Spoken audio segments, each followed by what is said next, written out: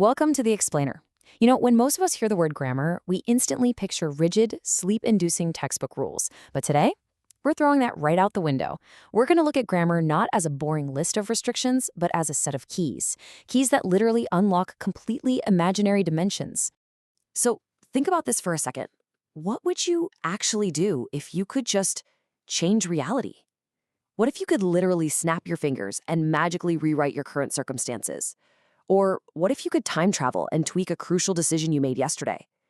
That incredible power to bend reality, to really explore the what-ifs of life, is exactly what we're mastering today through language.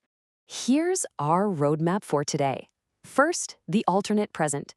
Second, rewriting the past. Third, hidden conditional codes. And finally, the art of pretending. Let's get right into it. Section 1. The alternate present. Imagining a different now. Okay, so to access this alternate present, you kind of need to punch in a specific two-step code. Step 1 is the if clause, which uses the simple past tense. Think of this as opening the door to your new reality. Step 2 is the result clause. This is where you use the word would followed by a verb in its raw base form, the infinitive. This describes what you actually see and do inside that new room. Just two steps. If plus the simple past, followed by would plus your base verb. Let's see this code in action. If I had any money, I would lend it to you.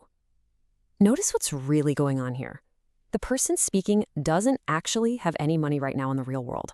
But by using the simple past word had, they magically create an entirely fake present scenario.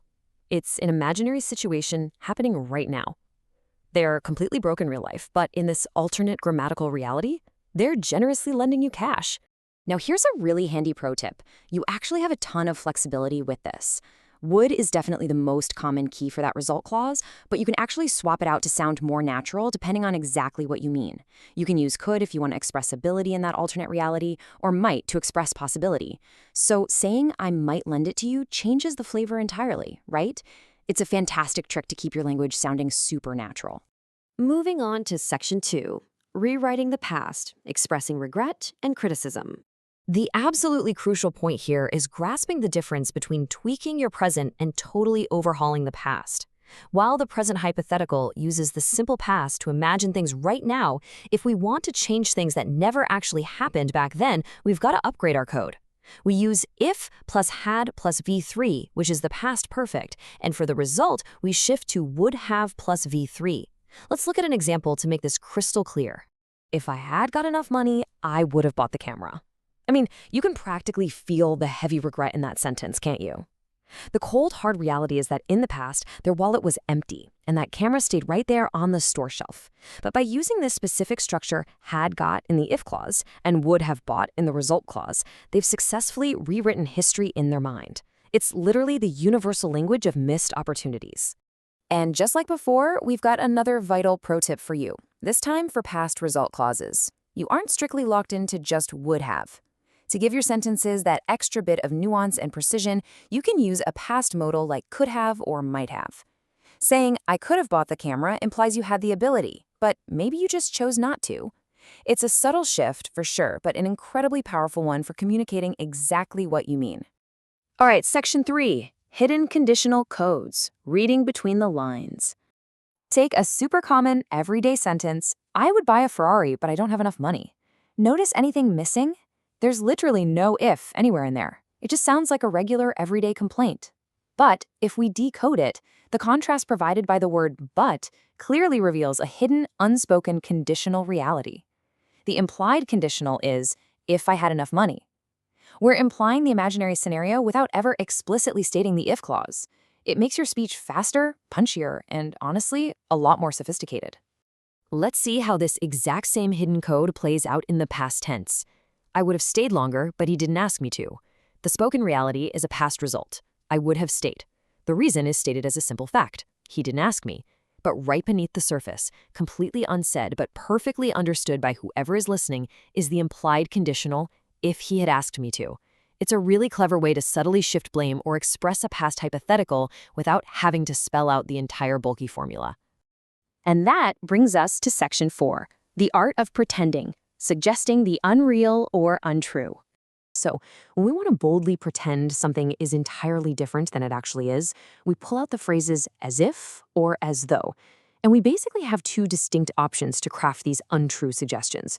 Option 1 uses as if or as though, followed by a past simple verb. Option 2 uses those exact same phrases, but followed by had plus V3, the past perfect. Let's see exactly how we can pull off this grammatical illusion. First, let's ground ourselves in the absolute, undeniable facts. The fact here is Mar is not a clown. That's reality. There are no big shoes, there's no red nose. But watch the transformation. He behaved as if he were a clown. That little phrase, as if, acts like a linguistic magic wand, actively changing Maher's behavior into a theatrical alternate reality. By following as if with the past simple verb were, we're strongly suggesting that his current behavior highly resembles something that is completely untrue. Now, you probably caught that it said he were. And yeah, normally in everyday English we'd say he was. While was is totally fine in casual spoken conversation for subjects like I, she, he, or it, the word were is highly preferred for formal writing when you're dealing with these hypotheticals. It's an absolute hallmark of polished, educated writing to say as if he were rather than as if he was. Definitely keep that tip locked away for your next important essay or professional email. Let's look at one final example, this time using our second option, the past perfect structure. You look as though you hadn't slept well. Here, we're suggesting an unreal condition, or at least making a really strong assumption based purely on someone's present appearance.